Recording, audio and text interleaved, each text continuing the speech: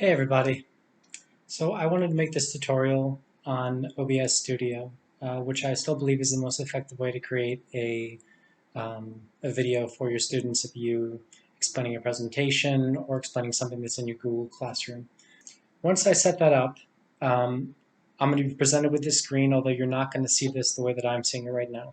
Because when you open this up for the first time, down here, this part of this box of sources is going to be empty because this whole thing is completely configurable, which actually is nice. It means that you're not going to be limited in terms of certain settings. I need to add my video, audio, and camera into here. So you can see I already have 3 options down here, but in order to add these 3 options there, down at the bottom you see this plus sign. If I click on that, the first thing I want to add is my audio input. So I click on that.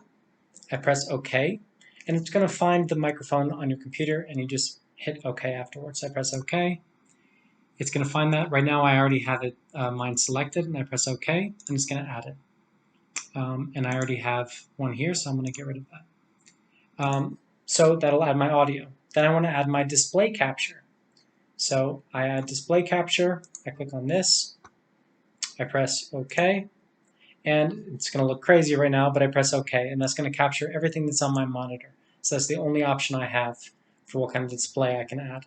Press OK, and again, I want to get rid of this because otherwise it's going to be very confusing. And that'll add my display, and that's my screen capture. So by default, it's going to be capturing my entire screen. Then the last thing that I add is the video capture. The video capture is my face. So that's my webcam. I press plus, again, I find video capture right here. Again, it's the last one you add. I select video capture, it's going to find my webcam, and I add that. Then I'll have these 3 things in this box. And you want to make sure that you have them ordered in this way, because this program is layered, which means that if I have this video capture below the display capture, you're not going to be able to see my face in the final video. So I want to add those 3 things and have them in this order. Once I have those there, I'm ready to create a video. But what's really cool about OBS Studio is you probably have noticed that I don't have a background behind me. My background's see-through.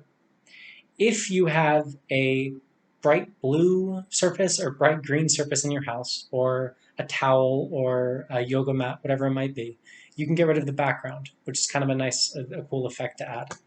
The way that I did that, if I click on the video capture device and I right-click, I have this option for filters.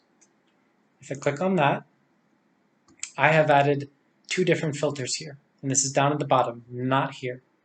So if I go down here to Effect Filters, I added Chroma Key, and I added Crop/Pad. I can add those right down here. So I have Chroma Key there, and I have Crop and Pad there. So if I go to Chroma Key, that's how I'm having this effect in my background. Now there are a lot of options here. You can play around with them if you want to. But the only one that's really important is this one, the similarity. And that's how you get rid of your background. So I need to choose what kind of background I have. In this case, I have a blue yoga mat, which you'll see in a second. And then the similarity is the way that I get rid of that blue. In this case, I'm asking to take blue out of my video. So if I were to move this, you see the blue behind me appear. And that's a yoga mat that's behind me right now.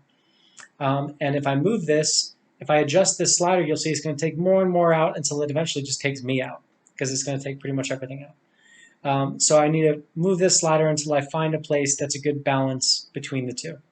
For this video, I chose 230, but depending on your lighting, it might be something else.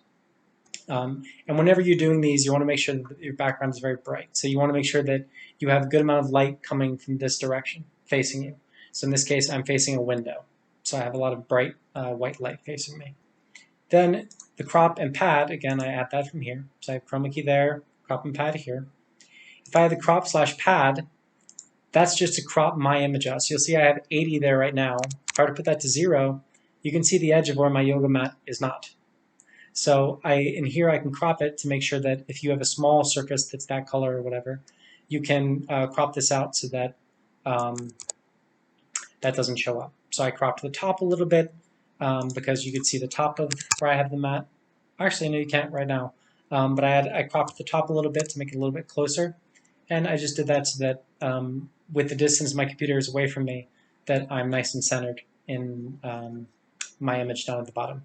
But that's how I got rid of the background. Once you've set this up, every time you open the program, it's going to be just the way you set it up last time.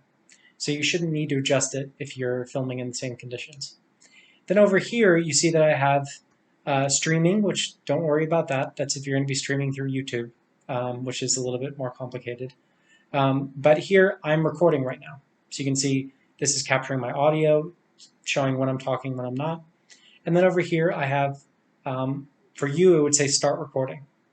If I were to press stop recording, it's going to stop. So once I press stop recording, the video is going to appear here. So you can see a bunch of different videos I've filmed here.